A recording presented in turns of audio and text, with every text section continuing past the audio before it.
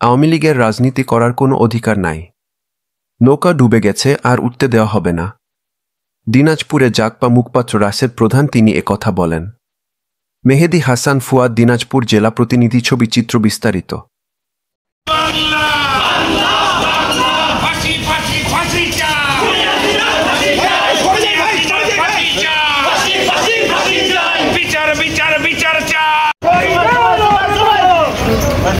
বিচার বিচার চাই, আওয়ামী লীগের বিচার চাই, ফাঁসি ফাঁসি ফাঁসি চাই।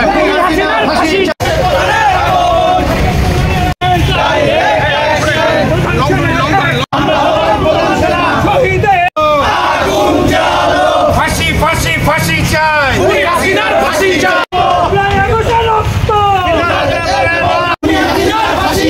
খুনি হাসিনার ফাঁসি চাই, বিচার বিচার বিচার চাই। দিল্লি না ঢাকা,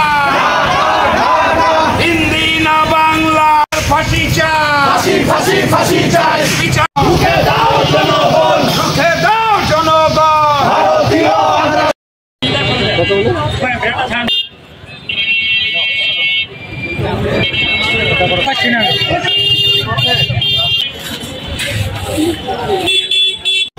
দিনাজপুর জেলা আয়োজিত আজকের এই গণসংযোগ, লিফলেট বিতরণ এবং সংক্ষিপ্ত পথসভার সম্মানিত সভাপতি, উপস্থিত দিনাজপুরের সর্বস্তরের নেতৃবৃন্দ, সবাইকে জানাই সংগ্রামী শুভেচ্ছা এবং সালাম।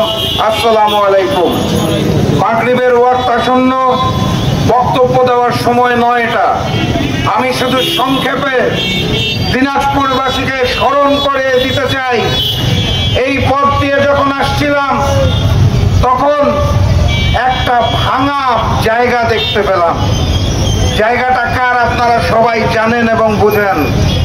কথাবার্তা পরিষ্কার, আল্লাহ ছাড় দেয় কিন্তু আল্লাহ ছেড়ে দেয় না।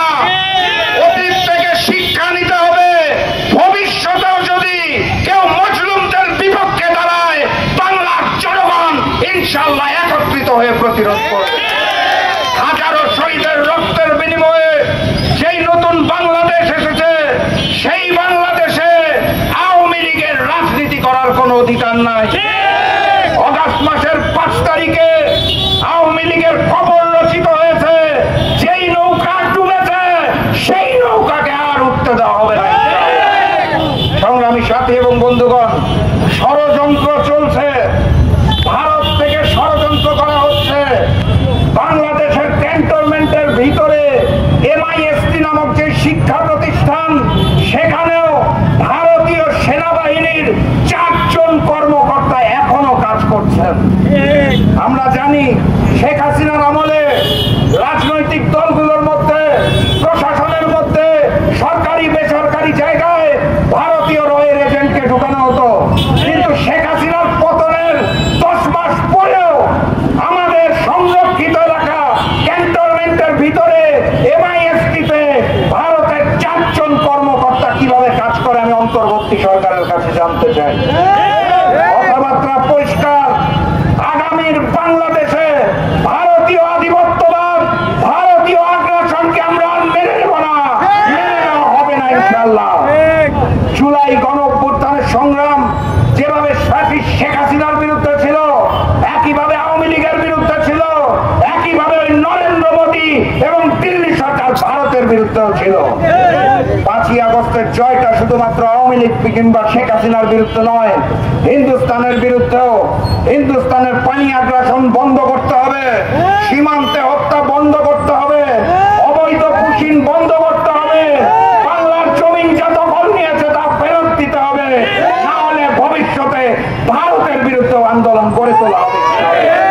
সংগ্রামী সাথী এবং বন্ধুগণ, বক্তব্য দীর্ঘায়িত করব না। সামনের মাসে আমার দিনাজপুরে সফর আছে, লম্বা সফর। তখন ইনশাআল্লাহ সবার সাথে ঘুরে ঘুরে কথা হবে। সেই পর্যন্ত আপনাদের শুধু স্মরণ করিয়ে দিতে চাই, আগামীর বাংলাদেশে কোনো বৈষম্য থাকবে না।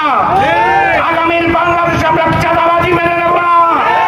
আওয়ামী লীগের মতো কেউ যদি চাঁদাবাজি করতে চায়, জনগণ একত্রিতভাবে প্রতিহত করবেন। কারণ এই বাংলাদেশের জন্য হাজারো শহীদ রক্ত দেয় নাই।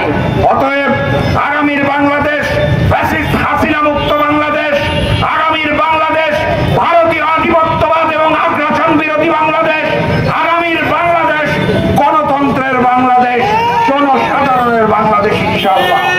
সেই স্বপ্নালী বাংলাদেশের স্বপ্ন দেখে আগামী মাসে আপনাদের সাথে দীর্ঘ সময় দিব সেই ওয়াদা করে আজকের মতো বিদায় নিচ্ছি।